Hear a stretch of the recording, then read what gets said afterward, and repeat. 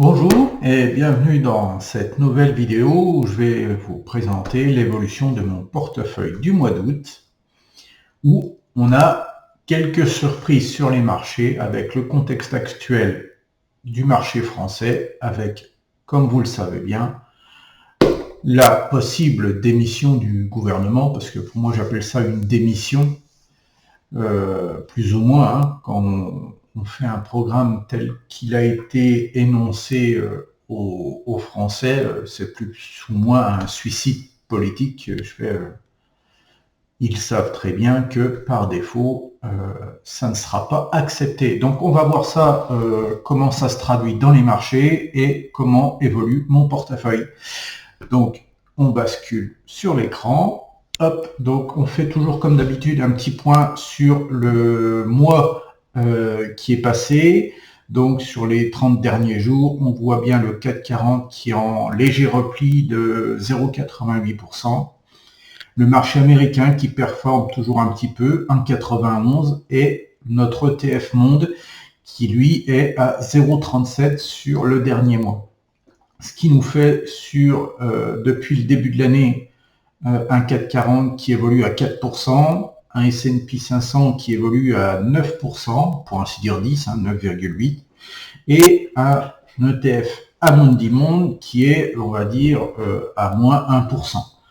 Donc à l'heure actuelle, le CAC 40, on va se dire, est en dessous de sa moyenne. La moyenne, elle est entre 6 et 7%, mais bon, la fin d'année risque de pas être rose pour le CAC 40, donc potentiellement on reviendra peut-être à 0%. Je pense que par défaut on devrait tout doucement perdre de mois en mois les 4% qu'on a d'avance, pendant que le marché américain devrait, je pense, grappiller tout doucement quelques points pour terminer comme d'habitude au-dessus des 10% annuels. Donc l'ETF Monde devrait revenir un peu en positif pour la fin de l'année. C'est un peu ma vision des marchés sur les mois à venir, vu du contexte politique qu'on a, nous, en Europe. On n'a pas réellement une politique pour encourager le retour à la consommation, donc par défaut, nos entreprises risquent de pas performer en Europe, en tout cas. Les seules entreprises qui performeront, c'est celles qui ont des marchés américains et des marchés asiatiques potentiellement. Celles-ci risquent de continuer à performer, mais le marché européen étant morose, ça donne pas de bonnes perspectives pour l'évolution du CAC 40 en tout cas. Donc, on va voir le portefeuille. Donc le portefeuille par rapport au mois dernier, il progresse légèrement de 0,4%. J'étais à 19 lors de la dernière vidéo du mois de juillet. Donc par rapport au CAC 40 sur les 30 derniers jours, hein, je performe plus que le CAC 40. Je performe plus que le TF Monde, mais je performe moins que le S&P 500, ce qui est un peu normal. Hein. Je suis pas réparti assez correctement pour venir rivaliser par rapport au marché américain. Donc voilà. Donc à l'heure actuelle, on voit bien que, on va dire, la progression est toujours là malgré le contexte. Donc très bien, c'était un portefeuille que je voulais résistant, donc il résiste. Donc pour l'instant, il remplit son objectif, qui me donne des plus-values annuelles à l'heure actuelle grâce aux dividendes, hein, parce que je vends rarement, et des plus-values latentes, donc générées par rapport à l'achat et au prix actuel du cours du marché des actions que je possède, qui est une plus-value latente de 2740 €. Donc voilà à l'heure actuelle la liste des actifs. On voit bien à l'heure actuelle, hop, on verra mieux comme ça. Voilà, j'en cache pas. Donc les ETF qui marchent toujours assez bien, les 1, 2, 3, 4, 5, on voit bien que bon, le portefeuille ETF fonctionne très bien. Deux petits arrivés dans notre portefeuille, on va dire matériaux ou matières premières. C'est un WT Copper, c'est le cuivre et le platine. Ensuite, le 34, enfin le meilleur à l'heure actuelle reste toujours Vika pour le portefeuille à dividendes. Le deuxième, c'est toujours ABC Arbitrage. On voit bien un net recul des valeurs du haut dernier jour sur le portefeuille dividendes. À l'heure actuelle, l'évolution de gain est toujours présente avec 526 € de dividendes cette année en augmentation par rapport à l'année dernière, c'est normal. Ensuite, on a un CAGR de 5,6% qui bat le 4,40 pour cette année. Donc très bien, j'espère qu'on aura un CAGR avec l'équivalent du 4,40 entre 6 et 7% annuel, ça serait bien. Je pense que l'objectif sera atteint plus l'année prochaine que cette année. Et plus de comparatif, mon tableau a planté, hélas. Je reprendrai à zéro tout le système, les formules de calcul ont planté, donc plus de comparatif pour ce mois-ci. Donc on va voir portefeuille par portefeuille. Donc, notre portefeuille à dividendes a nettement régressé. On n'est plus qu'à 9,59 de performance. Donc c'est performance brute, c'est avec la performance du dividende là.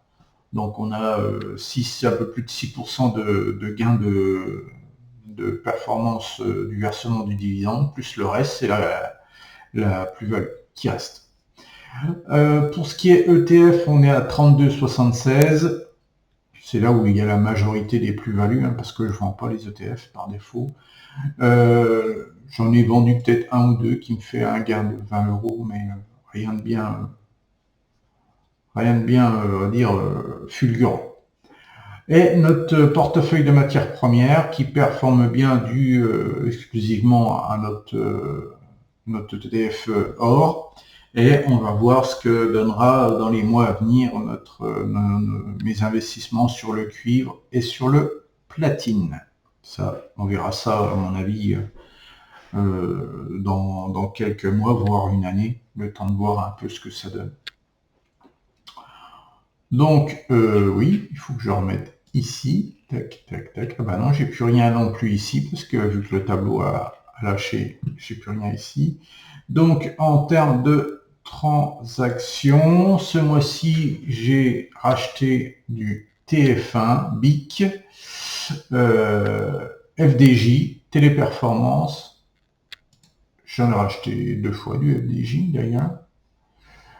Et j'ai intégré un nouveau dans notre portefeuille des dividendes qui est Vinci Autoroute. C'est la 18e action du portefeuille qui vient de rentrer dans notre portefeuille des dividendes, qui fait qu'il nous en reste plus que 2 pour avoir un portefeuille complet. Car je ne veux pas que ça dépasse 20 actions. 20 actions, ça fait une pondération de 5%, qui est très bien pour moi à l'heure actuelle. Voilà un peu l'évolution de mes achats, c'est un montant de 600 €. Et on voit bien clairement que notre portefeuille matières premières augmente, on est à 10%. Le but, c'est d'augmenter les liquidités et le portefeuille matières premières. Je ferai des achats ponctuels sur le portefeuille potentiellement dividendes, et puis si ça vaut le coup sur le portefeuille ETF. Donc les mois à venir, ça sera plus matières premières et dividendes. On va voir ce que le marché donnera en termes on va dire, de solde sur les actions françaises à venir dû au contexte de la crise qui va arriver sur le mois de septembre, voire octobre, ça dépend comment ça évolue. Potentiellement, on aura peut-être des bonnes entrées d'achat sur des actions. Ça peut être potentiellement un bon point pour commencer un portefeuille à dividendes sur les mois à venir. ça va être potentiellement surveiller le CAC 40 et voir concrètement pouvoir avoir des sociétés de qualité à un prix raisonnable qui ferait que vous auriez tout simplement un portefeuille dividende avec un rendement moyen de, vous voyez, 6,77. Donc, ce qui serait un bon point d'entrée pour commencer. Alors, commencer raisonnablement. Si vous voulez commencer, vous achetez une ou deux actions. Vous n'allez pas plus, vu le contexte. C'est juste histoire de rentrer cette action dans votre portefeuille, parce que moi, c'est ce que je fais quand j'ai une vue sur l'action et que, on va dire, ma décision est prise à 99%. J'en achète une, comme ça je suis obligé de l'intégrer dans mon tableau de suivi et potentiellement comme ça je peux voir quand je peux en racheter ou pas. Donc c'est un bon moyen pour gérer au lieu d'attendre réellement, on va dire, le meilleur point d'entrée. Vous pourrez jamais le deviner, le meilleur point d'entrée. Donc, vaut mieux rentrer sur un point intéressant, en acheter une et voir l'évolution sur les mois à venir. Et si vous avez une chute de 5%, bah, vous pouvez renforcer à ce moment-là. Si vous avez une chute de 10%, bah, vous en achetez un peu plus. Et vous pouvez abaisser votre PRU tout doucement comme ça sur les mois à venir. Ou si elle part dans le bon sens, bon, bah, vous en achetez une de temps en temps quand même. Mais ça renforce le fait que vous pourrez tout simplement rentrer à un point intéressant et potentiellement mieux piloter vos achats d'actions et derrière de ne pas oublier d'en acheter, parce que vous allez ouvrir votre portefeuille de bourse, vous aurez les actions que vous souhaitez acheter, vous verrez bien si c'est en positif ou en négatif et ça va vous aider à prendre la décision d'acheter ou pas le mois-là en mode DCA. Vu que vous aurez tout dans votre portefeuille, mais bon, faites ça en quelques mois, hein, n'achetez pas tout d'un coup. Vous rentrez tout doucement, comme ça, une ou deux actions comme ça par mois, et tout doucement, vous commencez à piloter comme ça vos actions. Voilà ce qui concerne le portefeuille. On va se revoir comme ça, ça sera mieux.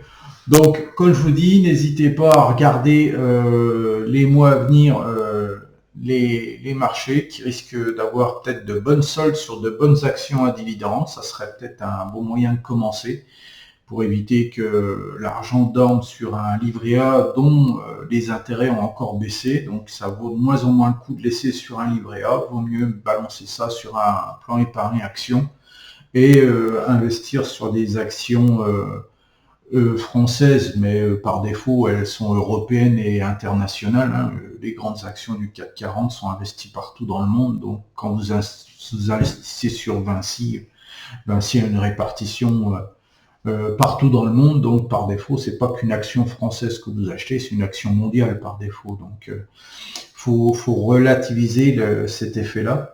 L'effet que c'est une action du CAC 40, donc elle est assimilée au marché français, ce qui n'est pas forcément vrai. Hein. Les grandes actions du CAC 40 sont des actions généralement qui sont investies partout dans le monde. Donc ça donne un excellent point d'entrée parce que par défaut, le contexte fait que le CAC 40 chute et ça donne une entrée sur une valeur qui est mondiale avec de bonnes perspectives quand même sur les autres continents, pas rien que sur le nôtre.